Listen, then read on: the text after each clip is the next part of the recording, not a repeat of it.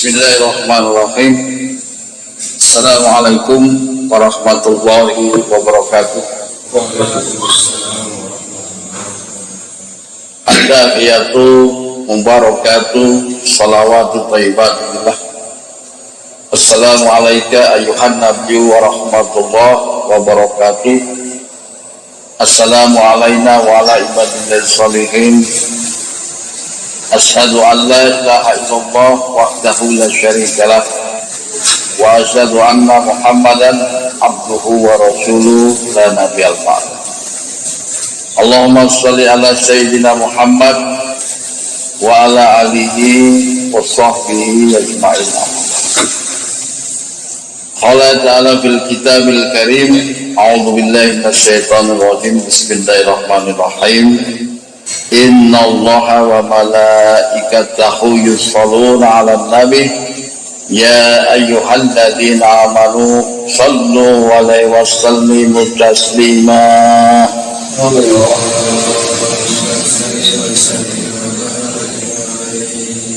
Sadaqallahul azim. Jamaah sekalian, alhamdulillah kita panjatkan syukur kita kehadirat Allah Sang Rabbul Jalil, Allah yang Maha Perkasa, Allah yang Maha Agung, Allah yang Maha Bijaksana, Allah yang tidak mengantuk dan tidak pula tidur dalam mengurus makhluk-makhluk. Insya Allah dengan rahmat dan kemuliaannya, alhamdulillah malam hari ini kita bisa berjumpa kembali dalam rangka majelis ilmu mingguan. Insya Allah dengan kita selalu bersyukur atas nikmatnya, Allah akan tambahkan kenikmatan-kenikmatan yang baru pada kita di luar daripada kenikmatan yang kita rasakan. Amin ya rabbal alamin. Salam dan salam tentunya juga kita sampaikan kepada junjungan Nabi kita tercinta Baginda Muhammad Rasulullah Sallallahu Alaihi Wasallam berserta keluarga dan sahabat. Semoga kelak insyaallah kita di yaumil akhir kita bersama dengan Baginda Muhammad Sallallahu Alaihi Wasallam. Baik jamaah sekalian, sebelum kita kaji ilmu, kita bedah keilmuan ini pada malam hari ini. Sebagai pembuka, kita dengarkan bersama bacaan ayat suci Al-Quran yang dibawakan oleh Ustadz kita, yaitu Ustadz Yusuf. Waktu dan tempat, silakan.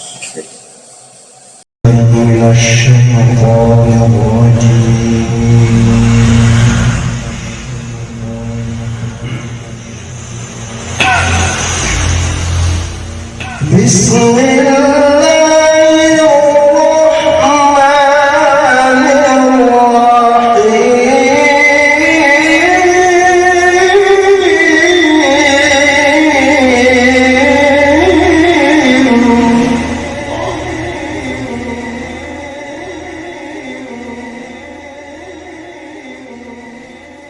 أولئك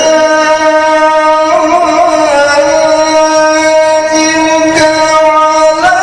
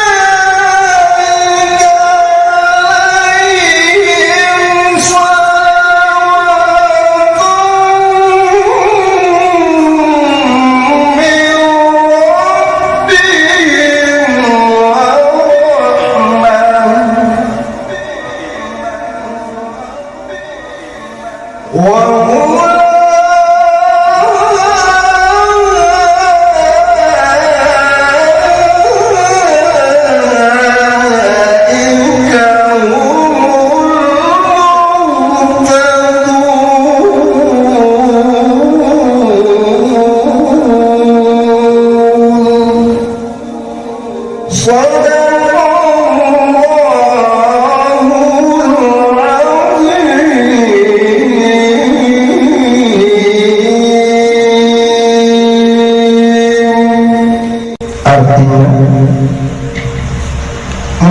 itulah yang mendapat salawat dari Tuhan mereka, dan mereka itulah orang-orang yang mendapat petunjuk. Maha benar Allah dengan segala firman-Nya. Assalamualaikum warahmatullahi wabarakatuh. Waalaikumsalam warahmatullahi wabarakatuh. Demikian jemaah sekalian lantunan ayat suci Al-Quran yang dibacakan oleh Ustadz kita, ya, Saudara Yusuf. Mudah-mudahan kita mendapatkan hidayah nurul Quran dari apa yang dibacakan, dan Allah menurunkan salawatnya kepada kita, dan juga Allah menurunkan rahmatnya kepada kita. Jamaah sekalian yang insya Allah dirahmati Allah, Jamaah Ladina Ilma beberapa hari yang lalu, kurang lebih 4 hari ya, 4 atau 5 hari ya, hari Senin, telah kehilangan salah satu imam termasuk senior ya di dalam Jamaah Ladina Ilma, masih terkait dekat ya, dengan guru besar kita. Beliau adalah Imam Syahron Syahrian Syahri. Jadi Imam Roni Syahrian Syahri. Imam mendapat kabar kemarin hari Senin subuh ya dari Imam Rusli Beda, menyampaikan bahwa Imam Roni sudah mangkat dan kembali kepada Allah. Sempat kaget, dan kemudian kita share karena tidak ada berita ya, sama sekali tentang beliau. Tiba-tiba ada berita tersebut dan disampaikan, Imam sampaikan di share Yayasan Ladina Ilma. 4 bulan yang lalu atau 6 bulan yang lalu, adiknya ya Imam Saroful sudah berapa? 6 bulan ya, 6 bulan Imam Saroful kembali, dan ini 6 bulan kemudian Imam Sahroni. Jadi keluarga dari guru besar kita. Jadi mari kita kirimkan Al-Fatihah kepada beliau. Hanya itu yang bisa kita ikut sertakan di dalam keberangkatan Imam Roni menuju Sang Khalik ya. Mudah-mudahan seluruh dosa-dosa selama beliau berada di dunia ini diampuni oleh Allah Subhanahu wa Ta'ala, dan seluruh amal ibadahnya diterima oleh Allah Subhanahu wa Ta'ala, dan keluarga yang ditinggalkan insya Allah diberikan ketabahan atas ujian ini. Amin ya rabbal alamin. Ila hadratin Nabil Mustafa Rasulullah Muhammad sallallahu alaihi wasallam wa alihi wa azwajihi wa dzurriyyatihi. Al-Fatihah. Bismillahirrahmanirrahim. Alhamdulillahirabbil alamin. Ar-Rahmanir-Rahim. Maliki yaumiddin. Iyyaka na'budu wa iyyaka nasta'in. Ihdinas siratal mustaqim. Shiratal ladzina an'amta 'alaihim ghairil maghdubi 'alaihim waladdallin. Summa illa jami'il ikhwani minal anbiya wa mursalin wal awliya was suhada was solihina was sahabatina wa tabi'ina wal ulama amalina wa masyafinal mukhlisina wa jami'il malaikati mukharibin, wabil khusus kakek guru kita yang Kanjeng Sunan Kalijaga, wabil khusus guru kita Imam Awal Samsudin Syahri. Al-Fatihah.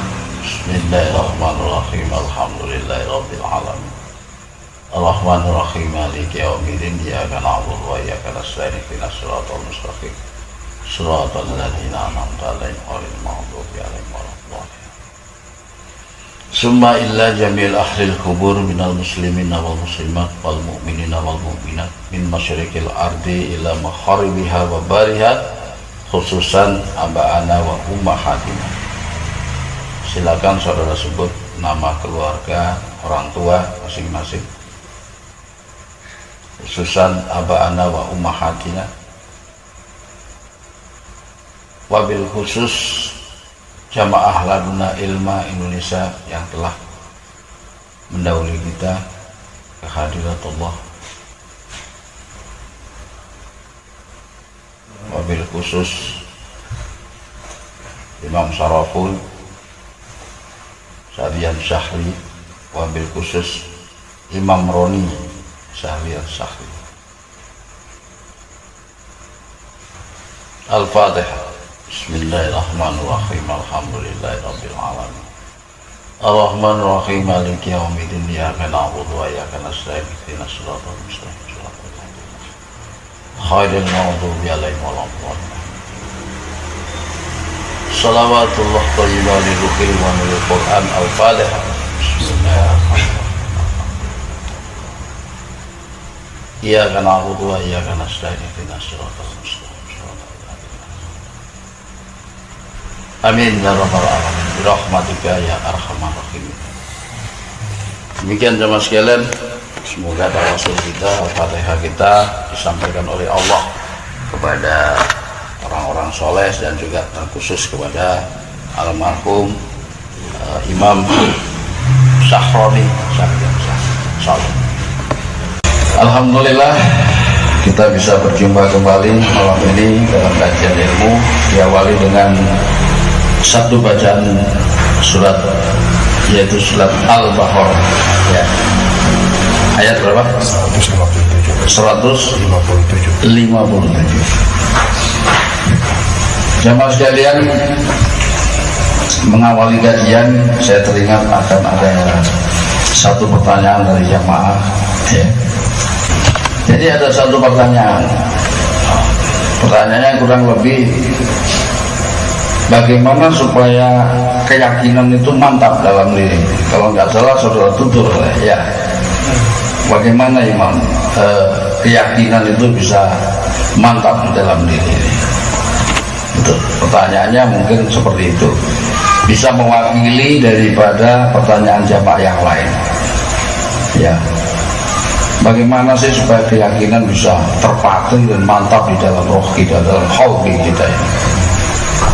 Maka untuk menjawab pertanyaan itu tentunya ada sebuah hadis Nabi yang menyatakan bahwa apabila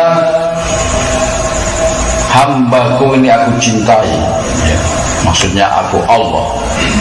Jadi apabila Allah mencintai hambanya, maka Allah akan menanamkan keyakinan di dalam hatinya.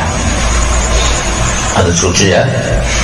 Ingat-ingat bahwa kalau ditanya bagaimana sih memantapkan keyakinan saya ini Imam, maka berdasarkan dari hadis Nabi tadi bahwa bila Allah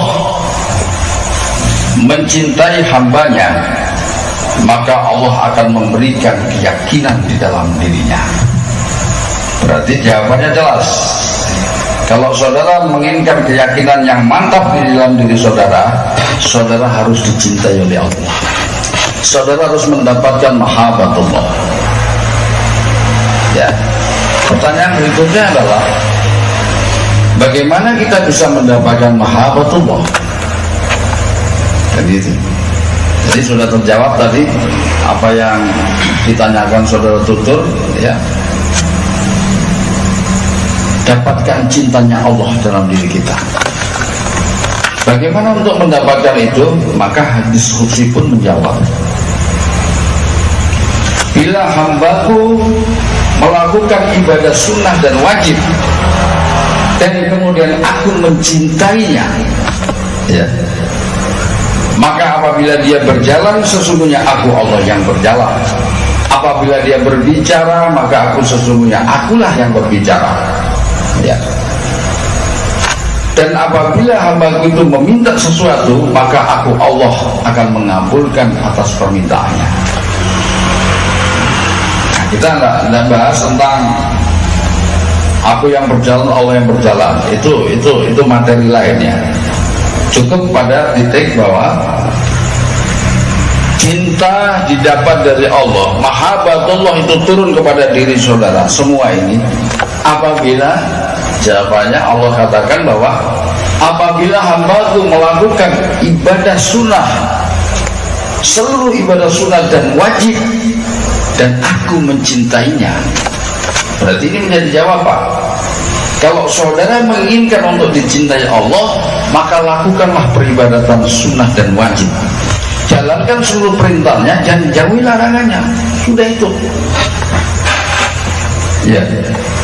Jadi lakukan seluruh apa yang diinginkan oleh Allah. Taatlah kepada Allah. Sudah tidak usah banyak bertanya lagi. Ya. Apa yang dilakukan? Seluruh ibadah. Sholat, ya jalankan. Zikir, ya jalankan. Sedekah, ya jalankan. Berbakti kepada orang tua, ya jalankan. Berbakti kepada guru, ya jalankan. Apalagi kemudian kita syiar, kita sampaikan pengetahuan ilmu yang kita dapatkan dari imam kita, dari guru kita, dan kita syiarkan, jangan mandah dan berhenti pada diri kita. Lakukan semua itu. Ya. Terus jauhi seluruh larangan Allah. Sesungguhnya yang hak itu jelas dan yang batil itu jelas. Tidak bisa disatukan antara hak dan yang batil. Nah, kalau ingin dicintai Allah, jadilah Islam yang kafah, yang tidak menyatukan antara yang hak dan yang batil. Nggak akan bisa ketemu itu. Ya. Kalau memang hak, jalan di posisi garis yang hak. Ya. Jangan yang di tengah-tengah. Ini tengah-tengah ini yang sulit untuk bisa dicintai Allah sempurna. Makanya kenapa nggak bisa menjadi yakin atas diri saudara. Nah, perbuatan baik satu demi satu itu akan memantapkan keyakinan saudara. Itu pasti. Ya. Tidak melakukan peribadatan di sisi Allah itu justru melemahkan keyakinan saudara. Ya. Misalnya sholat sunnah saudara lakukan, saudara berzikir, saudara bersedekah, itu tanpa saudara sadari nurnya turun. Nur kita nggak tahu bentuknya seperti apa, tapi Allah memberikan kebahagiaan di dalam diri saudara. Memberi makan binatang misalnya, itu pun sebuah nur di dalamnya yang nanti bisa bertambah kekuatannya dan memantapkan keyakinan saudara. Itu terus bertambah. Kalau saudara tidak melakukan itu, misalnya tahajud tidak dilakukan, kemudian duha tidak dilakukan, fajar tidak dilakukan, zikir tidak dilakukan, sedekah tidak dilakukan, bakti juga sudah malas, majelis ilmu juga sudah nggak mau datang. Itu merontokkan keyakinan lama-lama, satu demi satu. Semakin mudah keyakinan saudara. Tapi kalau saudara mantapkan, semakin perbanyak seluruh ibadah yang diperintah Allah satu demi satu, dan saudara kumpulkan semua itu, keyakinan akan bertambah tanpa saudara rasakan. Tanpa saudara ketahui, keyakinan itu akan tiba dengan sendirinya. Itulah kekuatan dari Allah, nurnya. Ya. Kemudian apa yang muncul? Bila aku yang berjalan, sesungguhnya Allah yang berjalan. Bila aku berbicara, sesungguhnya Allah yang berbicara. Ada kemantapan dalam perjalanan saudara, melangkahkan kaki menuju Allah, dan kemudian ada kemantapan saudara dalam berbicara. Ini kunci. Saudara sekalian, dicintai Allah itu saudara memperoleh ridho dan rahmat dari sisi Allah. Ini yang didambakan oleh seluruh orang-orang yang mendekat kepada Allah itu. Ya. Ridho dan rahmat dari Allah. Coba dibaca itu, ridho dan rahmat pada ayat itu ada kaitan. Yang ayat yang dibaca tadi. Quran surat Al-Baqarah ayat 157 artinya, mereka itulah yang mendapat salawat dan rahmat dari Tuhan mereka, dan mereka itulah orang-orang yang mendapat petunjuk. Ya. Moni sudah dapat salawat, moni sudah dapat rahmat. Itu luar biasa sekali. Sungguh ada keinginan lain selain itu. Orang beribadah itu. Ya. Allah bila mencintai seseorang, kemudian Allah menurunkan ridho dan rahmat. Apa sih ridho dan rahmat itu? Ya. Ridho itu Allah tidak kemudian menurunkan nilai kemarahan kepada diri kita. Allah tidak ghadab kepada kita. Allah tidak nakir kepada kita. Allah tidak melaknat kita. Allah tidak mengazab kita. Jadi khadabullah, nakirullah, lanatullah, azabullah itu tidak diturunkan. Jadi ibarat kita ini melihat anak kita, melihat seseorang, tidak ada perasaan marah, cinta, tapi masih di dalam diri kita. Saya ridho, berarti tidak ada kemarahan sama sekali. Orang yang tidak ada kemarahan sama sekali masa menurunkan laknatnya, kemudian menurunkan kebenciannya? Tidak, karena di dalamnya penuh dengan kecintaan. Maka bila seseorang dicintai Allah, tidak mungkin orang itu mendapatkan khotubnya, tidak mungkin orang itu mendapatkan nakir kebencian Allah, tidak mungkin mendapatkan laknatullah, tidak mungkin mendapatkan azabnya. Allah mencintai, ridho itu. Apa bedanya dengan rahmat? Rahmat itu perbuatannya, akhlaknya Allah. Ya, kalau ridho itu dia di dalam diamnya dia penuh cinta, ya, maka perbuatannya itulah sebenarnya rahmatnya. Contoh, saudara sebagai orang tua melihat anak, saudara ridho, saudara cinta sama anak itu, ya. Saudara memberikan uang, memberikan mainan, ya, tanpa diperintah, keikhlasan saudara itu adalah bentuk bagian daripada kasih sayang saudara kepada anak itu. Jadi kasih sayang itu adalah perbuatan saudara kepada anak itu. Allah juga demikian, melihat kita dikala kita sudah menjadi hamba yang dicintainya, maka Allah ridho dalam diri Allah. Allah tidak murka, Allah tidak khotob, tidak marah, Allah tidak benci kepada saudara. Ya, nah rahmatnya itu adalah perbuatan Allah kepada diri saudara, perbuatan baik Allah, akhlaknya Allah kepada diri saudara. Ya, makanya ada sebuah hadis Nabi di mana ibadah kalian itu tidak menjamin kalian masuk dalam surga. Rasulullah katakan itu. Termasuk engkau ya Rasulullah, termasuk aku. Terus apa yang menjamin engkau ya Rasulullah masuk dalam surganya? Yang menjamin kita masuk dalam surganya karena rahmat Allah, bukan karena ibadahnya. Kalau begitu, apa kaitan antara ibadah dengan rahmat? Ibadah yang kita lakukan ini adalah untuk menggapai ridho Allah, sehingga Allah tidak membenci kita, Allah tidak marah kepada kita, Allah tidak melaknat kita. Allah ridho dalam dirinya, dalam diamnya Allah. Tapi rahmatnya adalah perbuatan Allah. Allah memberikan jasanya kepada kita, pahalanya, yaitu bentuk surganya. Jadi surga itu atas rahmatnya, benar. Itulah perbuatan Allah kepada kita atas ridhonya tadi. Ya, sama dengan kita orang tua. Oh, saya ikhlas sama, saya cinta sama anak itu, diam, tapi belum ada perbuatan. Saudara memberikan mainan, saudara membuatkan uang dengan keikhlasan, itulah sebenarnya rahmat. Sama dengan orang pacaran, aku cinta kepada kamu. Cinta itu adalah nilai keridhaan radhiyah mardiyah antara pasangan. Mengambil bunga dan memberikan itu, itulah kasih sayang dari sumber cinta tadi. Allah juga begitu, ridho dan rahmat itu terkait di dalamnya. Nah, kalau kita dicintai Allah, itu nanti kita mendapatkan surganya. Tapi di muka bumi ini kita akan mendapatkan surga yang dijanjikan sebagaimana yang di akhirat kelak. Berarti apa yang didapatkan? Surga bukan tempat kerendahan diri kita, bukan kemurkaan Tuhan, tapi penuh dengan kenikmatan yang tidak bisa dibayangkan oleh siapapun. Tentu di duniawinya kita juga akan mendapatkan surga dunia yang sama. Kebahagiaan dunia dan akhirat satu paket yang tidak bisa terpisah. Nah, ya, doa sapu jagat itu, Rabbana atina fid dunya hasanah wa bil akhirati hasanah wa qina adzabannar. Sama. Maka kalau kita mendapatkan rahmat di atas surga, di dunianya juga kita harus bahagia. Jelas itu, ya. Nah, makanya cuman sekarang manusia sekarang mengukur bahwa seseorang itu mendapatkan rahmat Allah itu hanya dilihat sisi materi. Ini kesalahan fatal ya. Kalau orang itu lagi miskin misalnya, orang ini dibenci Tuhan ini ya. Kalau kaya berarti ini dalam berkahnya Allah. Ini penglihatan yang berdasarkan materi, cara menilai yang salah ya.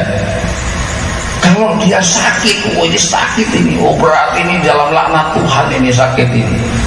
Kalau dia sehat, segar bugar, berarti ini dalam kasih sayang Tuhan. Tidak bisa terukur seperti itu, saudara. Tidak bisa. Karena kalau kemudian seseorang itu miskin dikatakan tidak bisa dekat dengan Allah dalam kemarahannya. Nabi Ayub itu miskin, sakit, tapi tetap seorang nabi yang dekat dengan Tuhan. Ya. Tidak bisa diukur bahwa seseorang yang susah itu kemudian jauh dari Allah, tidak demikian. Maka mengukurnya bagaimana? Bukan dari sisi materi ukuran itu, tapi dari kedekatan bilgoib antara diri seseorang dengan Allah. Maka bersyukurlah kita jama'alanna ilmah yang bisa mengetahui keberadaan seseorang dari mana mubasirohnya ini. Ini yang luar biasa sekali. Tidak bisa diukur seseorang itu dekat dan tidaknya. Ya, hanya dari penampilan zahiri ya tidak bisa. Kalau dia pakai sorban, pakai jubah, sudah pasti dengan Allah dekat, belum tentu. Kalau dia hanya pakai celana compang-camping, kaos saja, tidak pakai kopiah, tidak pakai sorban, berarti dia jauh dari Tuhan. Belum tentu, bukan itu ukuran. Ukurannya adalah mubasirah. Jadi saudara harus mulai belajar menilai seseorang, bukan dari tampilan. Kalau itu yang menjadi penilaian, maka saudara bisa tercolong atau salah dalam melihat seseorang, ya. Nah, saudara sekalian, sholawat dan rahmat, kalau ini kita sudah peroleh, luar biasa, sudah cukup, sudah itu. Ya, jaminan Allah yang menjaminnya. Nah, untuk mendapatkan sholawat dan rahmat dari Allah, caranya bagaimana? Metodenya ini. Di dalam Ma'rifatun Sholawatu Mirabih, ya, Sholawatu Mirabih. Untuk itu tolong dibaca. Langsung sebenarnya. Judulnya dulu baru masuk kepada cara sana. Jadi bagaimana untuk mendapatkan sholawat dan rahmat? Jadi kalau ngoni mendengar sholawat dan rahmat kok nggak tertarik, berarti nggak usah beragama, tidak usah sholat, karena nggak tertarik kok. Karena semua ujung perilaku toreko orang beribadah menginginkan ridho dan rahmatnya. Nah, pada saat sekarang mau dijelaskan tentang ini, kemudian saudara ngantuk, ya, tidak mendengar, berarti saudara tidak tertarik dengan mendapatkan rahmat dan sholawat. Ini luar biasa, saudara sekalian. Kajian akademis sekali, ya. Apa yang disampaikan guru kita Imam Mawan menyusun ini luar biasa sekali. Maka tolong didengarkan baik tentang bagaimana cara mendapatkan sholawat dan rahmat. Walaupun saudara pernah mendengarkan materi makrifat ini. Nah, untuk itu dipersilakan saudara itu. Ma'rifatun sholawatun min rabbihim, mengenal orang yang mendapat sholawat dari Tuhan. 10 langkah upaya mendapat sholawatun min rabbihim. Ya. Langkah pertama, Ya. menjadikan Al-Quran sebagai pedoman. Quran surat Al-Baqarah ayat 151 artinya, sebagaimana kami telah mengutus kepadamu Rasul di antara kamu yang membacakan ayat-ayat kami kepada kamu. Terus dibaca sekaligus saja itu. Quran surat Al-Baqarah ayat 1-2 artinya, Alif Lam Mim, kitab Al-Quran ini tidak ada keraguan padanya, petunjuk bagi orang yang bertakwa. Nah, yang terakhir Quran surat Al-A'raf ayat 204 artinya, dan apabila dibacakan Al-Quran, maka dengarkanlah baik-baik dan perhatikanlah dengan tenang agar kamu mendapat rahmat. ya, mendapatkan rahmat. Caranya gimana? Kalau dibaca begini, khusyuk. Tadi pada saat Ustadz tadi baca Quran, dengar baik-baik. Kenapa dengar kita khusyuk dengan pendengaran? Kalau saudara ingin memberikan nilai nur pahala kepada telinga, ini namanya ibadah telinga. saat kita dengarkan ayat suci Al-Quran. Untuk mengimbangi apa? Satu hari kita dengar suara-suara musik yang brutal, ya, suara-suara gibah itu memang kita dengar, oh itu salah, ini begini. Yang cara dengarnya apa? Pakai apa? Telinga kita dengar, walaupun tidak sengaja kalau dengar. Tidak beres, salah itu gibah, membicarakan orang gibah. Nah, untuk bisa menetralisir gibah ini, kita netralisir dengan amalan-amalan mendengarkan ayat suci Al-Quran. Ya. Tutuplah keburukanmu dengan kebaikanmu. Jadi harus diimbang. Jangan kong dengar lagu yang gak beres terus gak ngimbangin.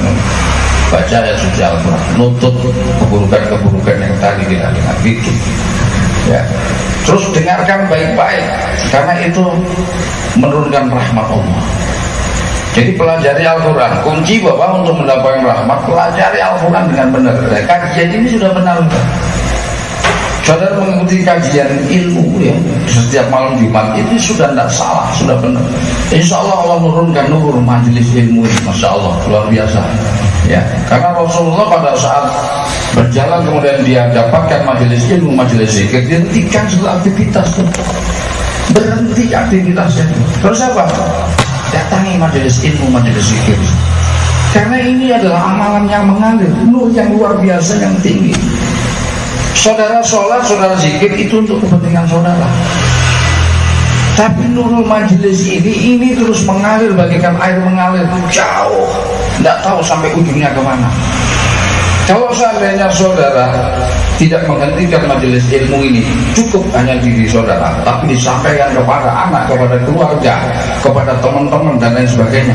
Kemudian teman saudara bisa mendapatkan hidayah Allah, bukan saudara yang mendapat hidayah, memberikan hidayah. Atas saudara sampaikan tadi, perantara yang saudara sampaikan dari apa yang diajarkan tadi, ya, tentang mendapatkan sholawat dan rahmat. Setelah mendengar ini saudara pulang, kemudian ketemu saudara terus menyampaikan, ini loh caranya mendapatkan rahmat begini. Tanpa saudara sadari, teman kalian itu kemudian terenyuh dan menangis, nggak tahunya waktu pulang itu. Terus dia berubah sikap dia dan mohon ampun kepada Allah atas ucapan saudara itu, mampu memukul jiwanya dan dia menangis di situ. Dia bertaubat kepada Allah. Bukan cuma dia mendapatkan nur taubat, saudara juga mendapatkan nurnya. Kemudian pada saat dia misalnya dia seorang pemabuk, preman, penjudi, ya, kemudian dia sadar dan kemudian dia minta maaf kepada anak istrinya, kemudian mengajak anak istrinya menuju jalan Allah. Ini pahala yang luar biasa. Dan kemudian dia mengajak kepada orang lain, maka perantara saudara pertama tadi tidak akan hilang, itu terus menerus. Nah, kekuatan nur yang demikian ini daripada nurul ilmu yang saudara dengarkan ini, tanpa saudara sadari, itu menjadi penyebab menurunkan rahmat dari Allah.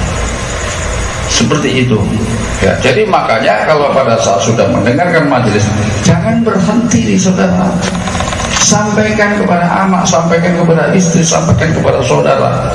Tidak boleh menghentikan proses, karena alam semesta ini berputar, bertawaf, tidak boleh berhenti, semuanya berjalan, ya, tidak boleh berhenti.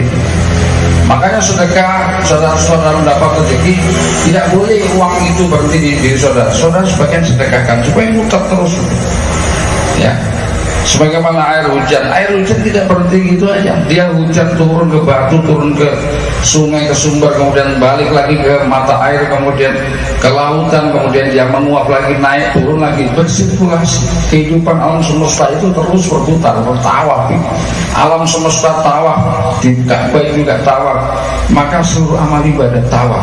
Ilmu pun juga demikian. Jangan hentikan pada diri saudara, saudara akan rusak. Jangankan terus, sampaikan kepada yang lain. Saudara akan mendapatkan rahmat dari Allah, insyaallah. Amin ya rabbal alamin. Yang kedua, silakan. Langkah kedua, berusaha mensucikan diri. Ya. Quran surat Al-Baqarah ayat 151 artinya dan mensucikan kamu.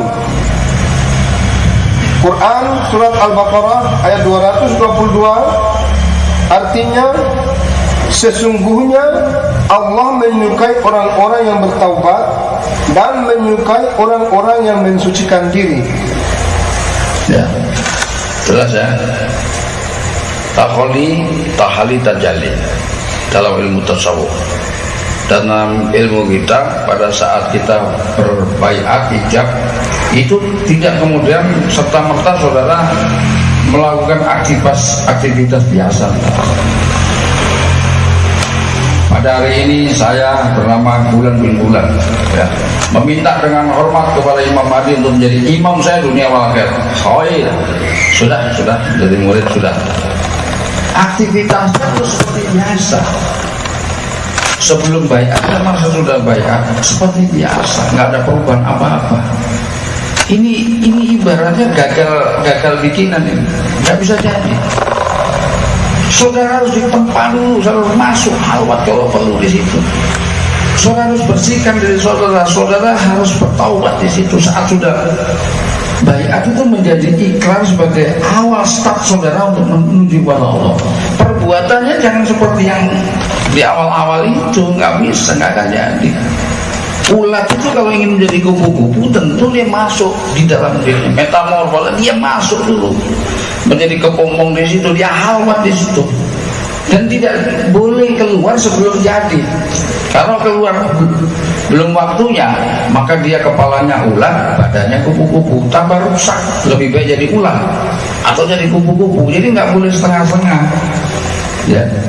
Maka kalau sudah berbaiat ijab, imam bimbing saya menuju Allah. Kalau begitu setelah berbaiat, halawat betul. Makanya kesalahan jamaah setelah masuk tidak melakukan apa-apa.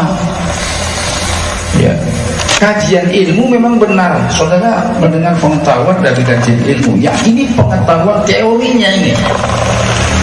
Tapi belum praktek torekotnya, saudara berzikir, saudara sholat di situ, sholat tahajud, duha, seluruh amalan baik dilakukan, halwat dilakukan, berbakti kepada guru dilakukan, kepada orang tua dilakukan, jihad juga demikian. Kalau semua itu tidak dilakukan, saudara tetap aktivitas seperti biasa, nggak akan riado, torekotnya nggak akan jalan. Dan setelah 10 tahun sudah berjalan nggak jadi menyalahkan ajaran, nggak ada bukti. Mana buktinya ini?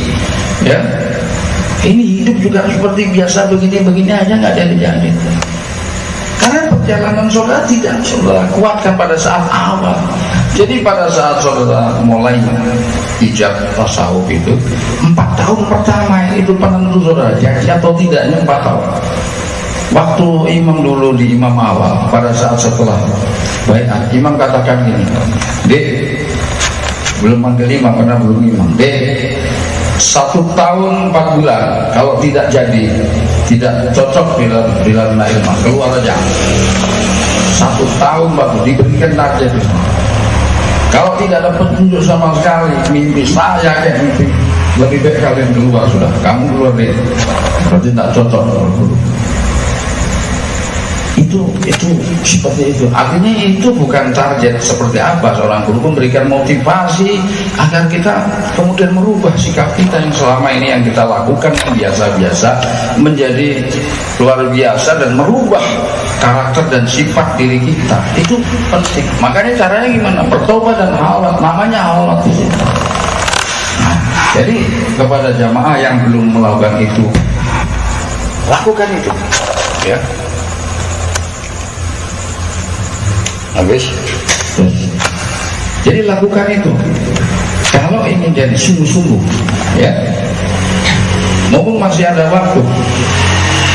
Kita masih ada waktu. Selama kita masih hidup, ada waktu untuk merubah diri itu. Tahalil, ya, bertobat kepada Allah setiap saat, setiap malam. Tobat itu kan nggak perlu halwat, setiap malam boleh. Iya betul. Tapi kalau saudara kemudian memantapkan jiwa, kalau di masjid saudara iktikaf, kalau di rumah saudara halwat, tidak diganggu oleh aktivitas apapun, jadi insya Allah itu terus dilakukan, ya. Jadi bertobat. Yang berikutnya, langkah keempat, berusaha mencapai takwa agar mendapat didikan langsung dari Allah tentang ilmu-ilmu yang belum diketahui. Quran surat Al-Baqarah ayat 151, artinya serta mengajarkan kepada kamu apa yang belum kamu ketahui. Ya, itu sebenarnya di dalam surat Al-Baqarah itu satu ayat ya, satu ayat. Berasal apa? Yang pertama tadi diulang, yang pertama yang Al-Quran dan Al-Hikmah tadi.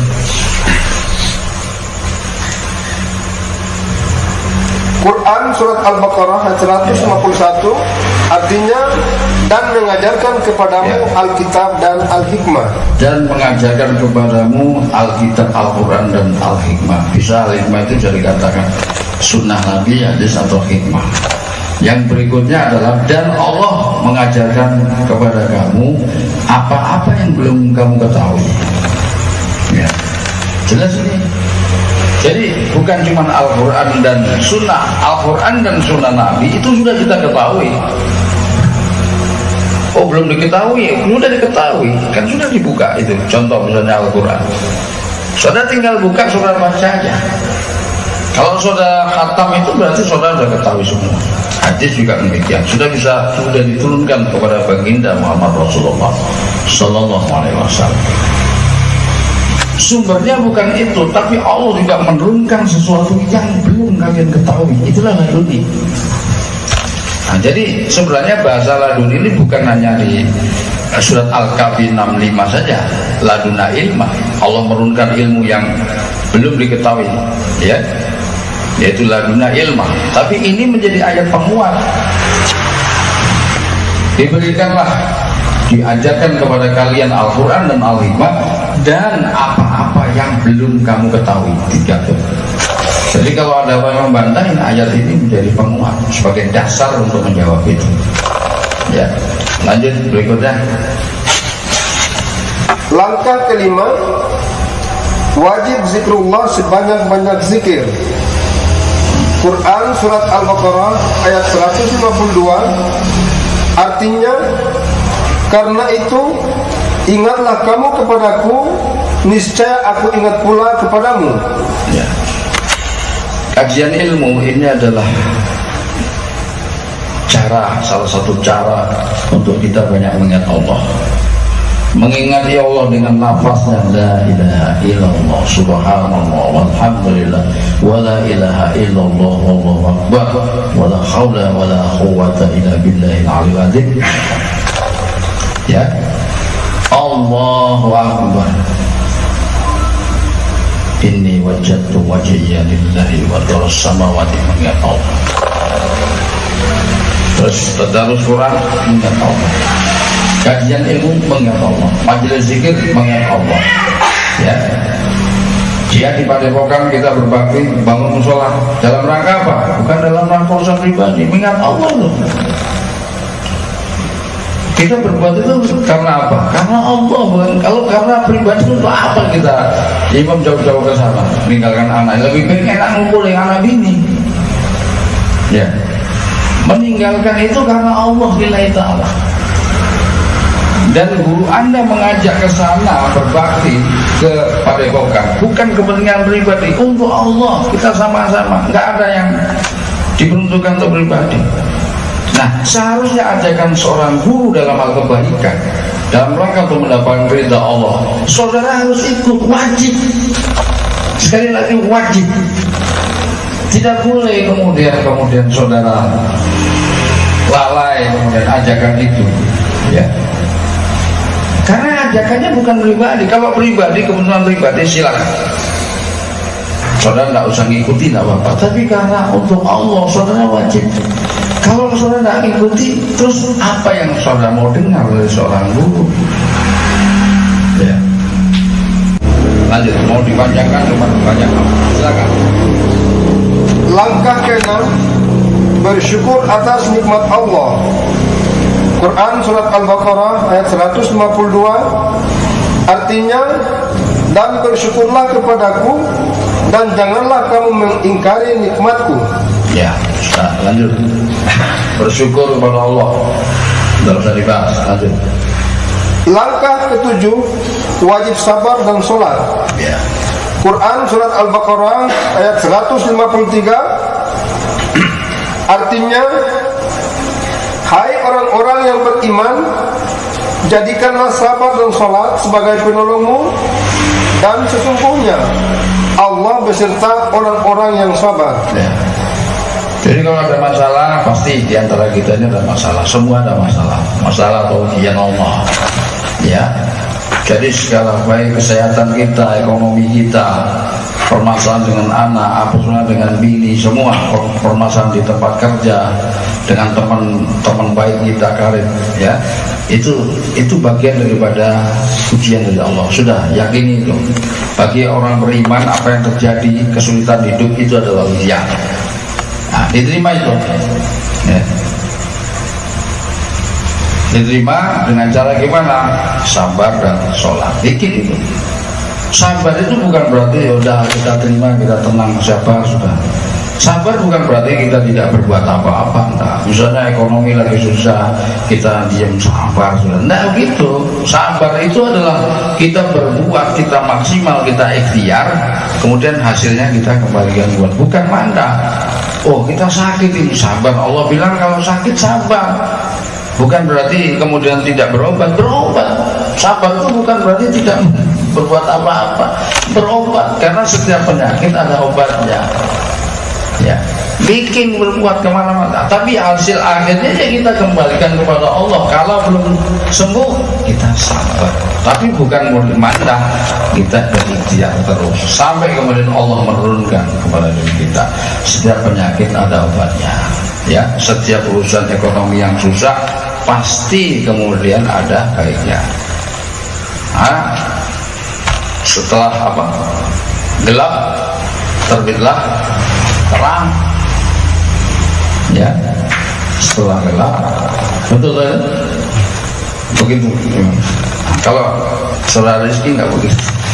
Beda dia. Kalau setelah gelap, agak gelap, gelap lagi, lebih gelap, hancur sudah. Nggak terang-terang gitu. Tapi yakin bahwa mau gelap bertindih-tindih suatu ketika terang akan muncul. Persis terang itu akan begitu. Tetap optimis dalam hidup ini, nggak boleh pesimis.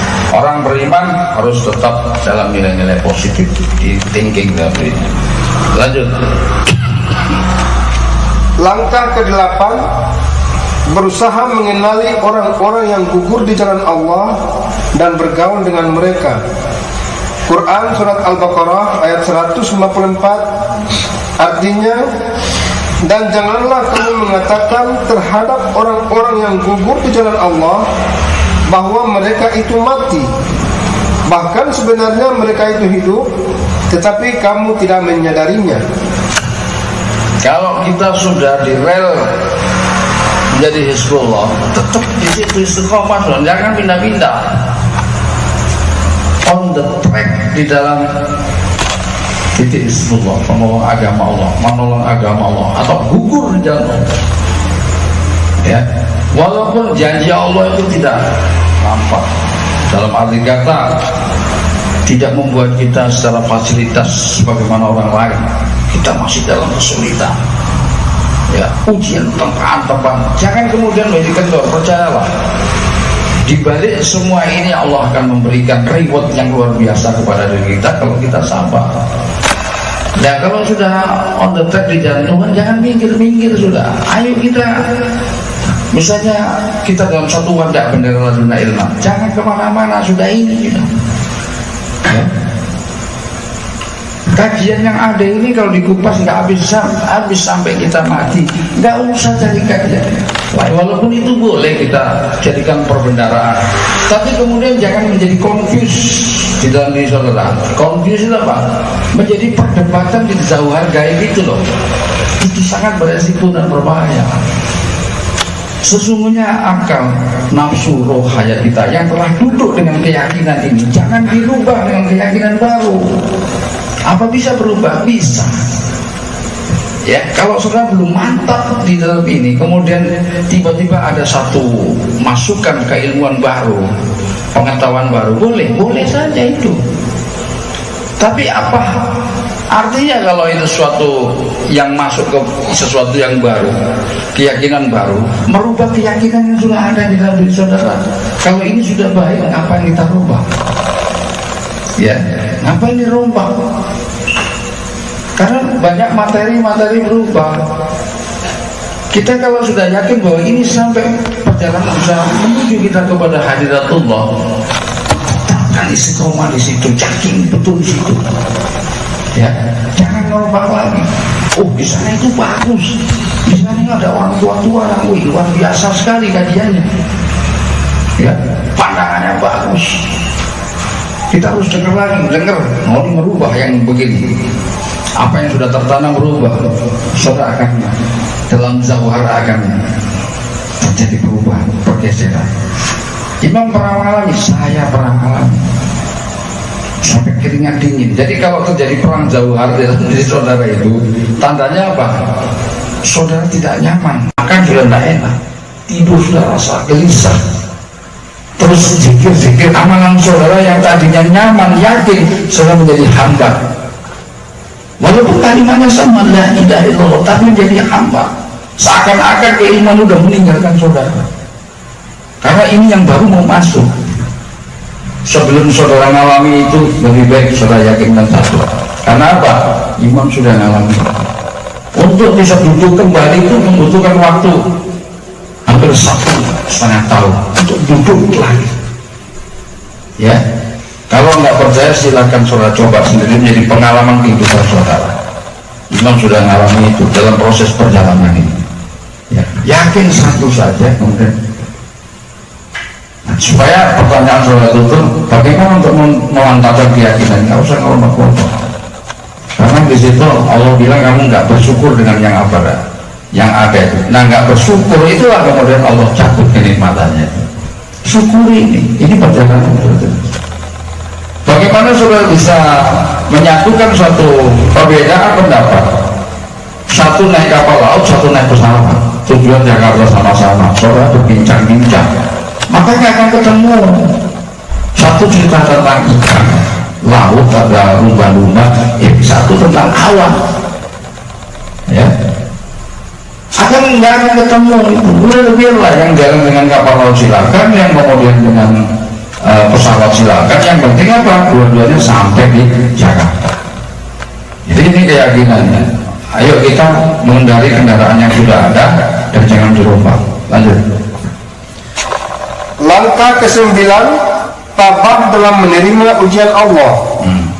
Quran surat Al-Baqarah ayat 155, artinya, dan sungguh akan kami berikan cobaan kepadamu dengan sedikit ketakutan, kelaparan, kekurangan harta, jiwa dan buah-buahan, dan berikanlah berita gembira kepada orang-orang yang sabar. Ya. Apa ujiannya tadi?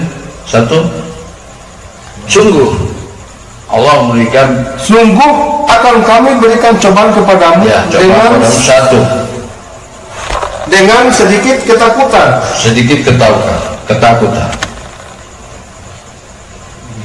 Terus kelaparan, kekurangan harta, jiwa dan buah-buahan. Dan itu pasti. Ya, itu pasti. Kalau belum, tunggu dong. Pasti itu sesuatu yang hak gitu, yang hak oleh Allah itu akan menimpa kita semua. Ya, dalam posisi seperti ini harus kita siapkan semua. Ayo kita sikapi dengan baik dan kita persiapkan semua itu. Kita ikhlaskan, kita ujinya adalah sabar. Sabar itu menjadi, nggak ada lain kok pada saat ujung ayat itu adalah sabar, kan? Betul? Coba dibaca tuntas. Quran surat Al-Baqarah ayat 155, artinya, dan sungguh akan kami berikan cobaan kepadamu dengan sedikit ketakutan, kelaparan, kekurangan harta, jiwa dan buah-buahan, dan berikanlah berita gembira kepada orang-orang yang sabar. Ya. Sabar. Lanjut. Langkah ke-10, bertawakal kepada Allah. Quran surat Al-Baqarah ayat 156 artinya yaitu orang-orang yang apabila ditimpa musibah mereka mengucapkan inna lillahi wa inna ilaihi raji'un. Ini kunci akhir ya. Setelah semua tadi dibaca, ini terakhir ini ayat ini menjadi ayat penutup bagi kajian ini kita. Semua dari Allah ya, datang dari Allah dan kembali kepada Allah. Itu kalau disingkirkan juga bagus ya. Yang hati-hati yang tidak bisa ikhlas menerima keadaan sekarang ini, nah ini introspeksi muhasabah untuk diri kita, termasuk imam ini ya. Memang bicara kepada roh, pada kita semua. Ayo, siapapun kita adalah hamba Allah. Bila kita lagi diuji oleh Allah dalam bentuk 5 ujian itu, tidak akan lari dari 5 ujian itu. Ketakutan, kekurangan harta, jiwa, kelaparan, buah-buahan. Di antaranya itu kita telah menerima ujian itu sekarang ini. Maka tidak ada jalan lain selain sabar dan sholat sebagai penolong. Maka zikirkan setiap saat kalimat inna lillahi wa inna ilaihi raji'un. Semua datang dari Allah, ya Allah, bahwa ujian ini datang darimu. Hamba yakin bahwa ini bukan dari siapapun, bukan dari setan, bukan dari siapa, dari orang. Orang memfitnah juga demikian, itu karena kehendak Allah. Orang memberikan sakit, sihir dan lain sebagainya, itu bukan karena sihirnya yang bisa makan dari, karena engkau membuka hijab, engkau tidak memproteksi ini sehingga kekuatan jahat itu bisa masuk. Itu semua karena kehendak. Semua izinmu ya Allah, semua dari engkau, dan ku kembalikan semua urusan ini kepada Allah subhanahu wa ta'ala. Inna lillahi wa inna ilaihi raji'un. Sekali lagi, inna lillahi wa inna ilaihi raji'un.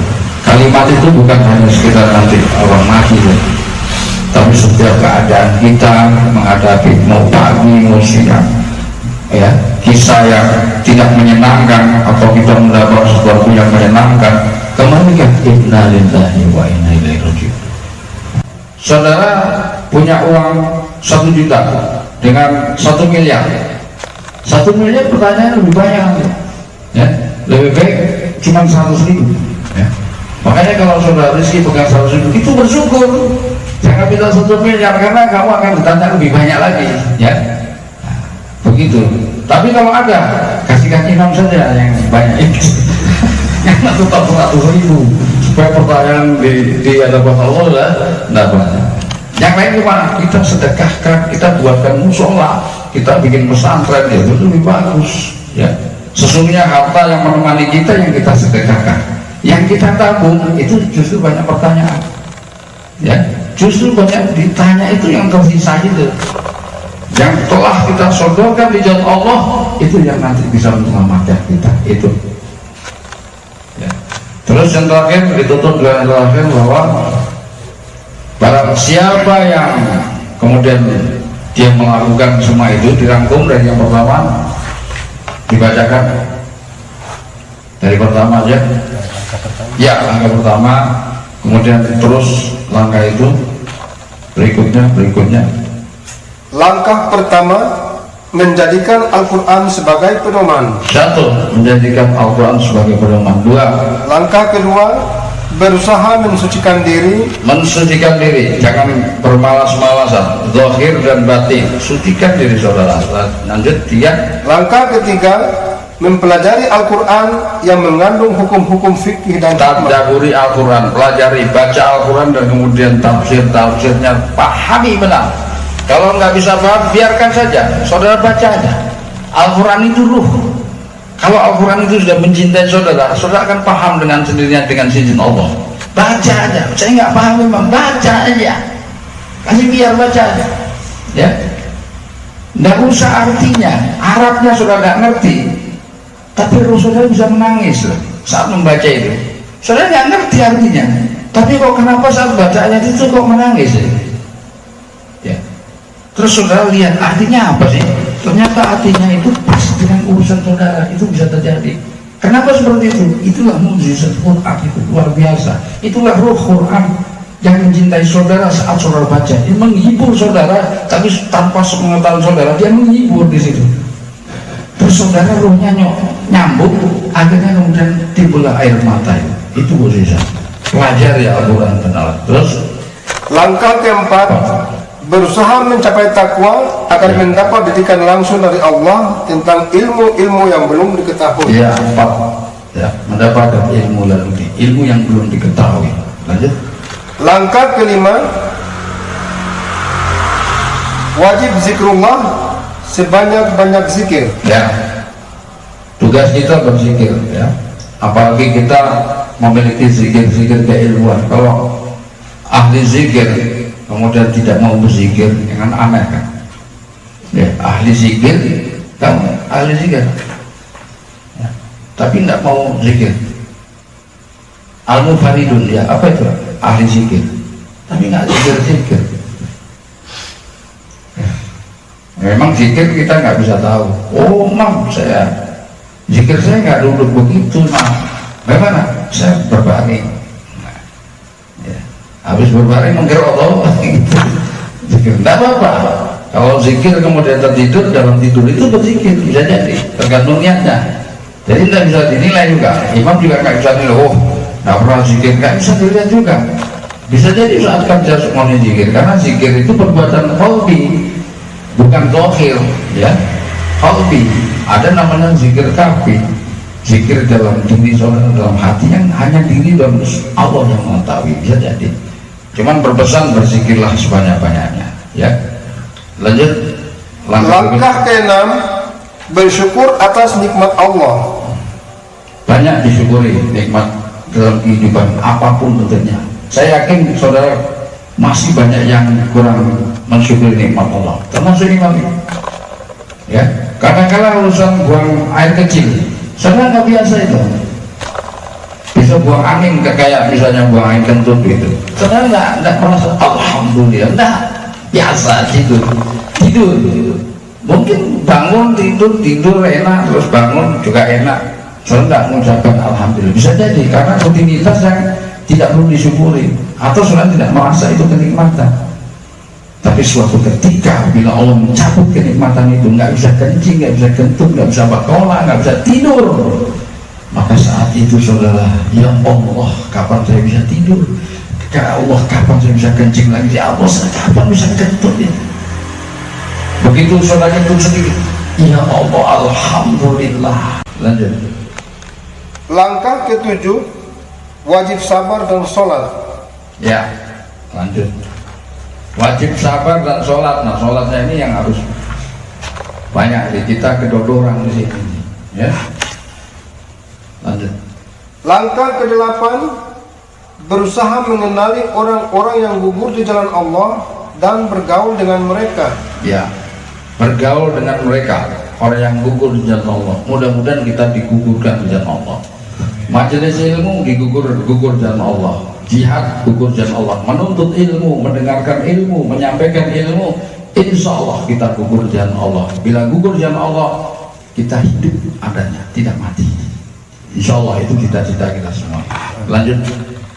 Langkah ke-9, tabah dalam menerima ujian Allah. Tabah walaupun berat. Ya, ngomongnya gampang. Imam ini ngomongnya gampang. Saat diuji belum tentu imam tahan.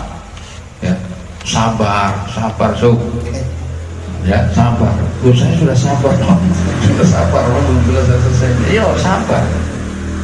Rasanya imam kok cuma sabar aja sih dari dulu, dari pertama 10 tahun sampai sabar. Lihat bagaimana Al-Quran juga bilang cuma sabar. Kalau di Al-Quran ada yang lain itu boleh sabar. Ya sudah sabar. Nggak ada yang lain. Lanjut.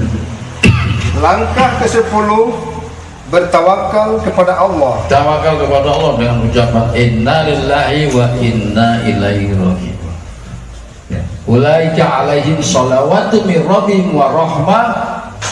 Terus wa ulaika humul muhtadun. Mereka lah orang-orang yang mendapatkan salam dari Allah dan juga mendapatkan rahmat dari Allah. Kita pegang salam dan rahmatnya, dan itulah orang-orang yang mendapatkan petunjuk dari Allah. Mudah-mudahan bila langkah A1, 2, 3 sampai tadi terakhir kita lakukan dengan istiqomah, terus kita belajar. Tentu tidak mudah melakukan ini semua, saya yakin. Tapi mari kita sungguh-sungguh, kita berazam diri, kita mohon kepada Allah, ya Allah berikan kami bisa melakukan langkah-langkah yang dilakukan sebagaimana petunjuk Engkau di dalam suatu kajian tadi, dan insya Allah semoga Engkau turunkan salawat dan rahmat kepada kami. Amin ya rabbal alamin. Akhirul kalam, wassalamualaikum warahmatullahi wabarakatuh.